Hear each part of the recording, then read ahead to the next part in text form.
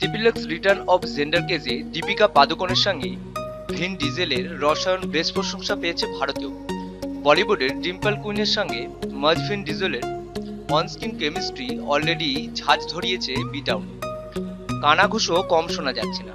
সেই গুঞ্জনে আগুনে আবার খানিকটা ঘি ঢালল বলিউডের দীর্ঘার সুন্দরী দীপিকা পাডুকোন নাকি ভিনের সন্তানের মা হতে চান। মেয়ে বলে কি, এ আবার কেমন তর স্বাদ। তবে এ কি সত্যি কথা, নাকি সত্যি ঘুচলো রণবীরের সঙ্গে দীপিকার প্রেম?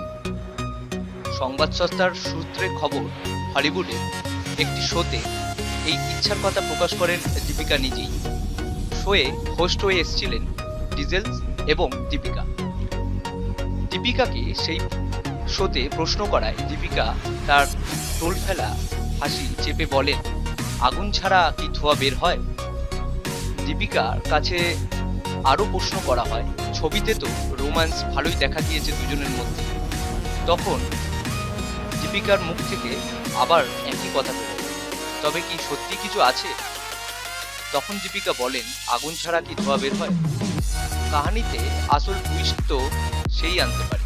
বি টাউনের লেগিলেটস দীপিকা পাডুকোন বলেন, সবাই আমার মাথায় ঘুরছে, হয়তো আমার মাথায় ঘুরছে ভিন ডিজেলের সঙ্গে আমার সুন্দর সন্তান জন্ম দেই।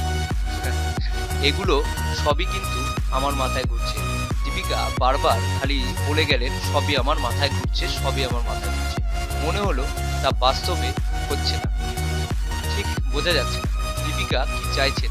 দীপিকা হলিউডের মস্তানি কি হতে পারবেন, নাকি তাকে আবার বলিউডের নতুন কোনো বাজিরাওকে খুঁজে নিতে হবে? পুরো শোটি টেলিকাস্টে হওয়ার পরই হয়তো বোঝা যাবে দীপিকার প্রশ্নের